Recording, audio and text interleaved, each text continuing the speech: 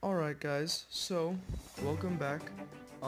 So just today I guess I'm just gonna be doing top 15 best characters in all of One Piece Treasure Cruise global version.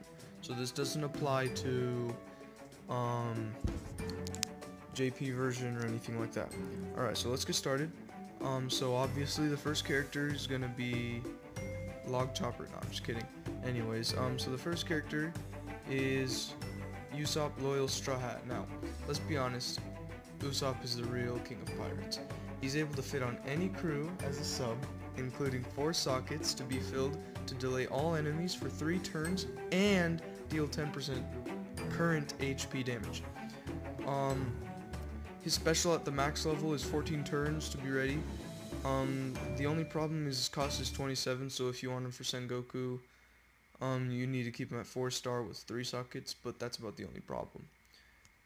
Number 2 on the list is Log Luffy. Now, Log Luffy has and will forever be the highest attack boosting captain of this entire game. His captain ability allows to have a 4 times attack boost for following characters when you hit in this correct order. Good, great, perfect. Now, this powerful boost is the best you can get, but if you fail in mid-combo and do not hit the correct chain, you will have a risk you must live with. Alright, on to the third is Whitebeard.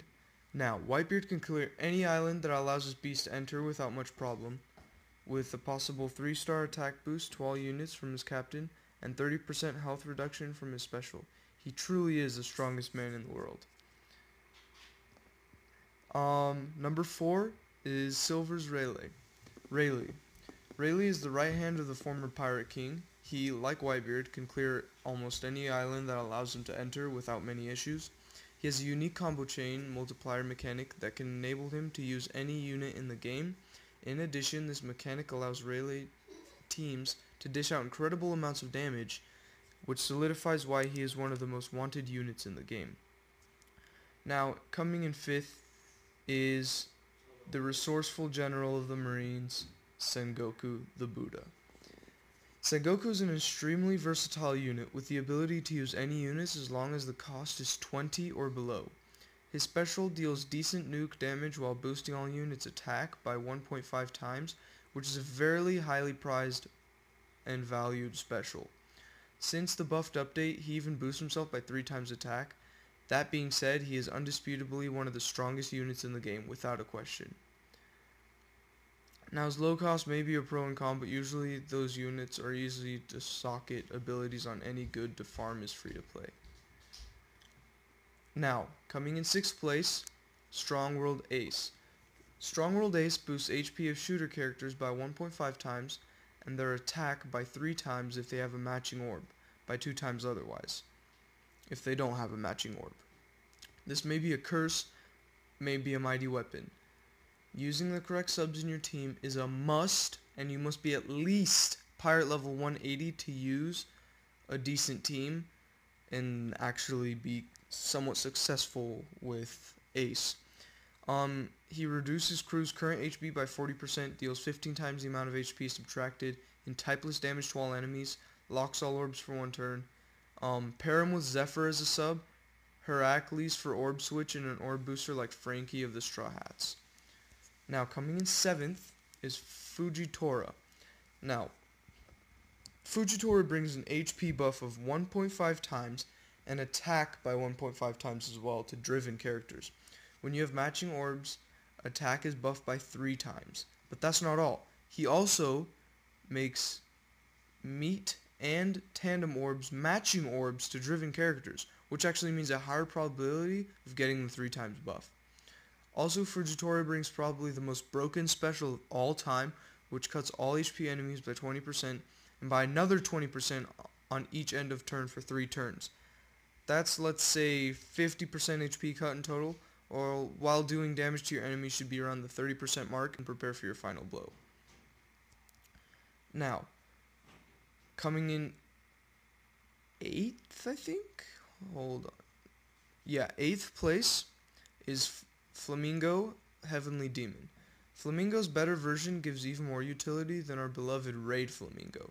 He grants 3 times to driven characters when hitting perfects but loses the effect after not hitting a perfect, which means you can't rescue in mid-combos still like as third gear.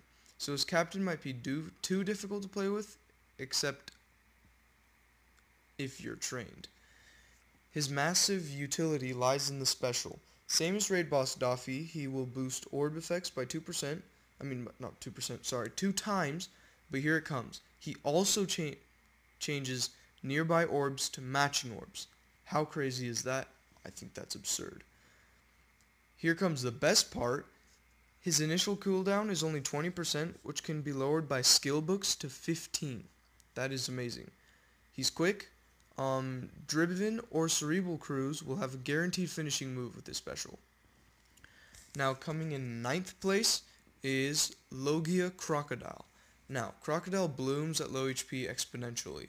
While at 100% HP, he grants only 2 times attack to Cerebral characters. At 1 HP, he grants 3.25 times attack to them. Also, he is his own crew's attack booster depending on your HP. If it is below 30% if it is below 30%, the attack boost is 2 times for 1 turn, while also attacking all enemies, which means you only need the strongest orb boost, orb changer, and something to bring you down to 1 HP. Bad thing is, all the necessary characters are rare recruits, so that is a lot of rainbow gems. Yeah. Anyways, in 10th place is my main man, Jinbei, Knight of the Sea. Now, he boosts attack of fighter characters by 2 times and their HP by 1.5 times. If his HP is above 70% or below 30%, he boosts attack of fighter characters by 2.75 instead, which means you almost always will have the 2.75 times buff, and the 1.5 times HP buff is kept always anyways. His special grants all fighters matching orbs, which makes him so powerful in this list and above Mihawk. Now, Mihawk still boosting slashers, but is so much stronger than Raid Boss.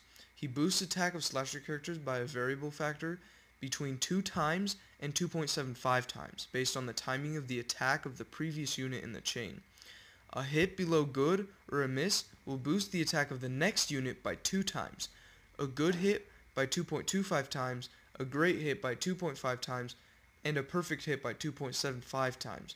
This bonus is applied to only slasher characters, so yeah, you can't use anything other than slashers. His special deals 50% of the normal attack damage dealt in the previous turn as typeless damage to all enemies, which I think is overpowered. Alright, coming in behind Strongworld Shanks in 12th. Yeah. Anyways, Strongworld Shanks is in 12th. Oh man, I'm sorry. Strongworld Shanks may be a similar risky captain like Boa Hancock, but with a very special captain ability. 2.75 times attack at 100% HP, and a minimum of 2 times attack at 1% HP, and raising PSY orbs to a high chance to obtain. So basically, you're always getting 2 times attack, and he's raising PSY orbs so you're getting a high chance. So he's really good with like PSY teams and stuff as a captain. His special ability is 35 times attack to all enemies and destroys their defense for 2 turns. Remember Young Sabo? Together, they give a 90% chance to full PSY orbs for 3 fetching turns. That is amazing. There's also Garp, which is very good to combine with. It may be a risk when using Marco, same as Boa, when falling below 70% HP, so make sure to bring defense or healing members. Now, coming in 14th, I believe, is Bartholomew. Now, One Piece fan number 1, Bartholomew is as interesting to use as Corazon, but as powerful as Mihawk. Too bad the sockets are not so easy to acquire, which is a deficit.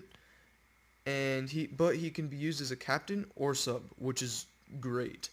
His captain ability grants an attack buff depending on the number of strikers in your crew. So the more strikers, the more attack buff you're getting. His attack boost with himself only as a striker is 1.25 times. With 2 strikers is 1.5 times. with 3 strikers is 1.75 times, with 4 strikers is 2 times, with 5 strikers is 2.5 times, and with 6 strikers, so your entire team, including your friend, is 2.75 times. So that is amazing. And if you don't attack with Barto, he will reduce incoming damage by 30%, which results in super easy stalling. He protects from defeat for 1 turn if it's 1 hit only, and deals several times character's attack and typeless damage to 1 enemy. The multiplier is calculated as 150 times 1 minus the remaining HP divided by the total HP. And coming in 15th, last but not least, is Rob Lucci, CP9's strongest. Before you read, note his captain will turn your crew recovery to 0. He grants powerhouse characters an attack boost of 3 times on matching orbs, 2.5 times attack otherwise. Still a remarkable strength which replaces the weaker Strong-Willed Luffy. He relies on a lot of members of CP9 such as Jabra or Bruno. Anyways, I hope you guys like this video. I will be back with more probably tomorrow. Hopefully my brother will post a video. If not, then I will. But yeah, hey, leave a like, comment if you'd like, subscribe, please subscribe, and I'll see you guys in the next video.